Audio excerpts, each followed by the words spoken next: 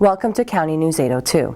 There's new movement by some Rutland residents to rescind an agreement between the city and the state that calls for the removal of a beloved pond near their properties. Last week, resident Representative Mike Messier asked the full Rutland Board of Aldermen to put a stay on the agreement, which requires the removal of the pond by 2017. So, according to the minutes in December, there was an RFP that went out for bids to determine the primary impairment of Moonbrook. What I would request is that the city attorney draft up a stay in regard to the agreement that the city has with the state, I believe it's the ANR and the ENC, until that RFP is completed. And I don't know if that belongs under new business for the next meeting or what the appropriate fashion is, but once again, I'd like to request a stay, and this is on behalf of myself and the residents in and around Combination Pond.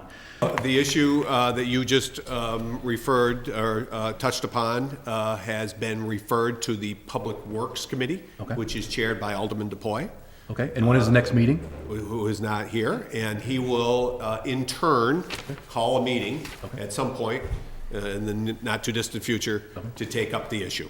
Okay, thank you, ladies and gentlemen, for your time. Have a nice evening. Okay. Thank you. Messier's request comes during a time when the city is in talks with the state about going out to bid for a consultant to determine if there is a problem with Moonbrook. The state contends stormwater is polluting the brook, which runs down from Combination Pond to Otter Creek and ultimately into Lake Champlain. The city says temperature is the problem, and removing the pond will alleviate that. Part of the settlement agreement between the agency and the city calls for this, the thing the city really wanted to see, calls for this independent third-party review. The agreement says that we will jointly, basically the city will do it, but we'll jointly write and pay for a consultant to come in and do the review. A, is it impaired? Let's ask the first question. And the city hasn't argued that point except on the lower sections. And on the lower sections we say we don't know. They haven't asked the question right. On the upper section we've basically said, yeah, we think it's impaired, but we think you've diagnosed the problem wrong. We think it's temperature, they think it's stormwater. However, to be fair, the consultant really needs to come in and satisfy him or herself, and it could be a firm or a team, it doesn't have to be one person, but they could satisfy themselves.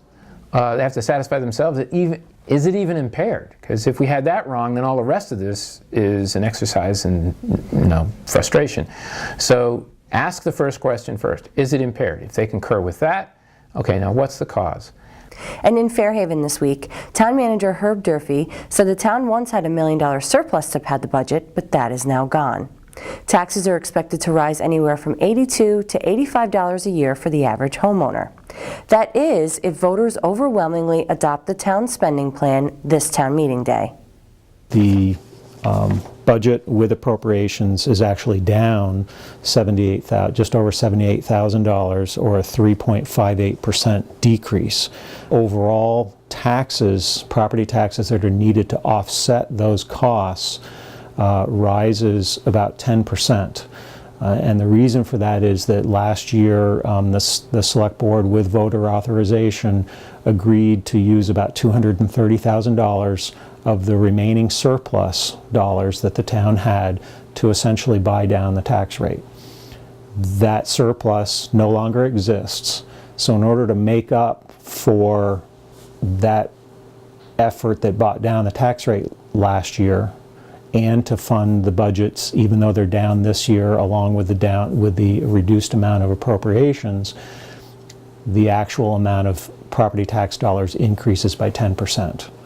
The town select board and taxpayers knew this moment was coming, according to Durfee. The moment when the surplus would run out, and unlike this current fiscal year when the board used the surplus to take 6 cents off the tax rate, there would be no such reduction. Just to put things in perspective, the total amount of the select board budget with appropriations for someone that has a listed value of a house of about $100,000, all of the budget and the appropriations taken together, including the rec director type thing, it's about an $85 increase over their current taxes that they're paying this year in total. The surplus was created when water and sewer users were overcharged, and it accumulated through the years, used to offset the amount to be raised by taxes, according to Durfee.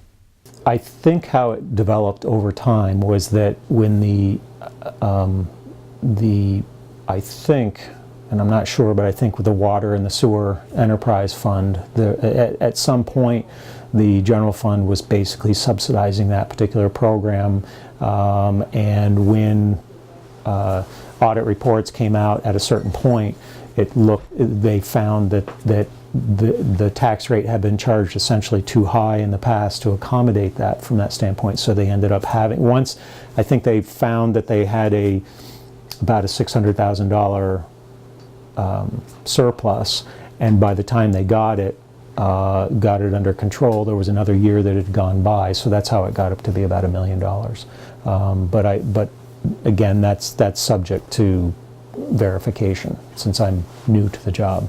But again, over the last few years, they have basically returned that money to the taxpayers in the form of either buying down the tax rate or with voter approval, shifting some of the money to reserve accounts for streets and sidewalks, or for other items related to general governmental services.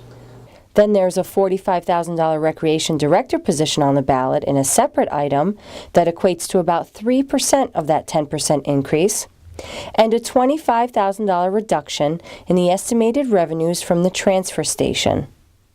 If the budget gets passed, Durfee said the coming fiscal year taxpayers will feel the burn.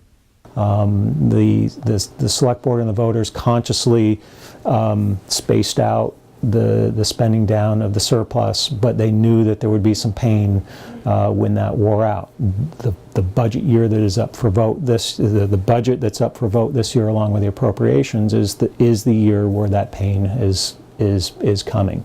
But the bottom line is, if without the surplus, it will be easier to talk about the tax rate for next year. Tune in to County News 802 Monday through Thursday at 6:30 p.m. on your public access Comcast station, Channel 21. Online, catch County News 802 directly, live streaming Monday and Thursday at 6:30 p.m. Videos are also available on pegtv.com's on-demand feature.